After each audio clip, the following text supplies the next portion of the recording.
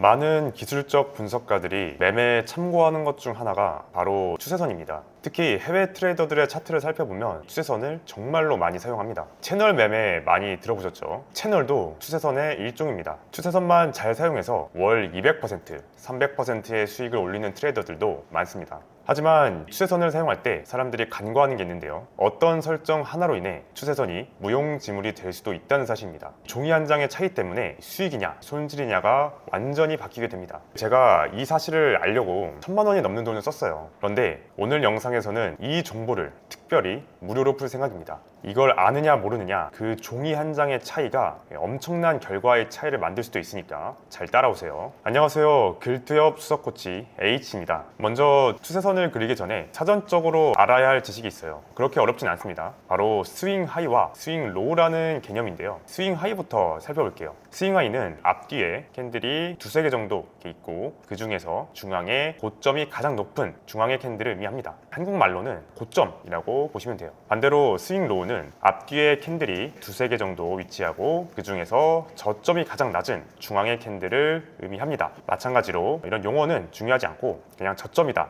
이렇게 생각하시면 될 것 같아요. 이 개념을 이해하면 여러분도 이제 추세선을 그릴 수 있게 된 겁니다. 그럼 실제로 추세선을 그어볼까요? 이 차트는 코스닥 주봉 차트인데요. 앞에서 언급드린 스윙 하이, 그러니까 고점을 두 개를 이으면 그림처럼 아래로 향하는 선이 이어집니다. 여기에 고점, 여기에 고점을 이어서 그린 추세선인 거죠. 이렇게 방향이 아래로 가는 추세선을 하락 추세선이라고 부릅니다. 추세의 상단에 위치했기 때문에 상단 하락 추세선이다, 이렇게도 불러요. 이렇게 하락 중인 추세선에 캔들이 닿으면 저항이 나오는 경우가 많습니다. 실제로 여기 차트에서도 캔들이 저항을 보이면서 쭉 하락하는 걸 볼 수가 있죠. 반대로 저점을 두 개 이으면 위로 향하는 상승 추세선이 그려집니다. 저점 두 개를 이은 추세선이고, 여기서 보면 또 지지 반응이 나타나는 걸 확인할 수가 있죠. 단기적으로나마 지지 반응을 나타낸다, 상승을 한다 라는 거를 추세선을 활용해서 알 수가 있습니다. 그러니까 추세선은 지지 저항의 역할을 한다는 거죠. 그런데 실제로 추세선을 사용하다 보면 무언가 이상한 점을 느끼실 겁니다. 이 차트는 나스닥 차트인데요. 단기간에는 추세선과 캔들의 거리가 그렇게 멀지가 않은데 시간이 길어질수록 기하급수적으로 거리가 벌어집니다. 이러면 추세선이 아무런 의미를 가지지 못하게 됩니다. 캔들과 이 선이 닿아야지 매매를 하던가 뭘 할 수가 있는데 닿지가 않으니까 아무짝에도 쓸모가 없는 거죠. 좀 더 멀리서 보니까 차이는 끝도 없이 계속 벌어집니다. 이렇게 나스닥처럼 계속 우상향만 하는 차트에서 아무리 추세선을 그어도 캔들과 이 선이 닿질 않아요. 이 문제를 해결하기 위해서 추세선을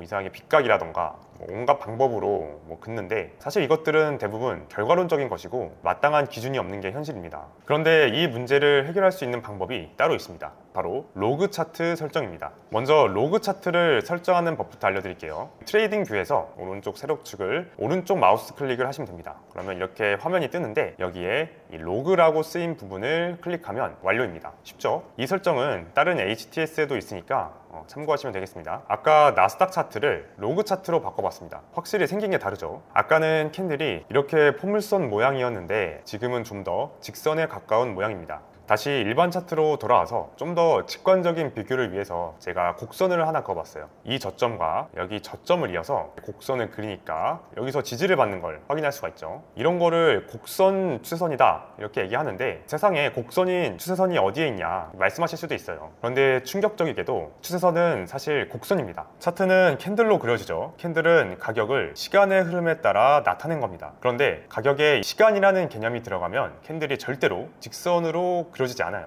이렇게 곡선으로 그려집니다. 그래서 이 추세선도 직선이 아니라 곡선으로 그려야 합니다. 차트를 많이 본 사람들은 직관적으로 곡선 추세선의 존재를 알고 있어요. 그럼 차트를 다시 로그 차트로 바꿔볼까요? 어떤가요? 로그 차트로 바꾸니까 파란색 선이 곡선에서 직선으로 펴졌습니다. 그러니까 이 아래에 검은색 직선 추세선과 매우 유사해졌습니다. 캔들과 선 간의 거리도 줄어들었죠. 같이 놓고 비교를 하니까 차이가 더 잘 드러납니다. 벌써 눈치를 채신 분들도 있을 텐데, 네, 그렇습니다. 로그 차트를 이용하면 곡선이었던 캔들이 직선으로 변하게 됩니다. 이게 왜 중요하냐? 잘 생각해 봅시다. 추세선은 직선이라고 그랬죠. 그런데 주가, 캔들은 곡선으로 그려집니다. 그러면 시간이 흐를수록 곡선은 점점 더 가팔라지니까 당연히 직선인 선과 곡선인 캔들은 만날 수가 없게 됩니다. 실제로 로그 차트를 쓰기 전에는 시간이 지날수록 계속 거리가 멀어지죠. 그런데 로그 차트를 적용하니까 캔들의 상승 기울기와 상승 추세선,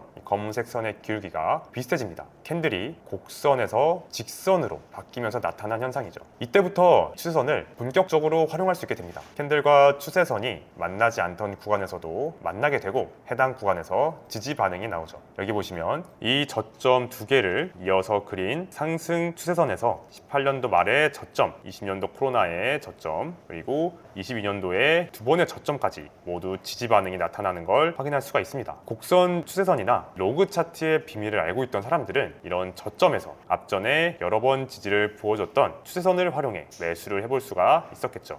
결론적으로 직선인 추세선을 곡선인 차트에 적용하려면 차트를 곡선에서 직선으로 바꿔줘야 한다는 것입니다. 그리고 그 설정이 바로 로그 차트 설정인 거죠. 이렇게 로그 차트를 사용하면 전에는 보이지 않던 위치에서 추세선이 지지와 저항 역할을 한다는 걸 확인할 수 있었습니다. 저는 이 사실을 알기 전까지는 추세선으로 매매를 하면서 손실을 많이 봤었어요. 그런데 이 로그 차트 설정 하나만 잘 알아가셔도 남들보다 훨씬 더 유리한 위치에 설 수 있습니다. 종이 한 장 차이로 승패가 갈리는 게 투자니까요. 그리고 한 가지 더 말씀드리면 추세선은 기술적 분석의 아주 일부분에 불과합니다. 결국 추세선도 지지 저항의 한 종류일 뿐입니다. 파동 에너지 이론과 같은 도구를 활용하면 진짜 중요한 질문에 답할 수 있게 돼요. 추세선이 돌파될지 아니면 지켜질지, 이렇게 꼬리가 달렸는데 이게 단순히 꼬리인지 아니면 진짜 돌파인지, 여기 추세선까지 다시 리테스트를 줄 건지 아니면 안 주고 올라갈 건지, 이런 질문들 말이죠. 이건 차트의 힘과 에너지 그리고 추세와 관련이 있어요.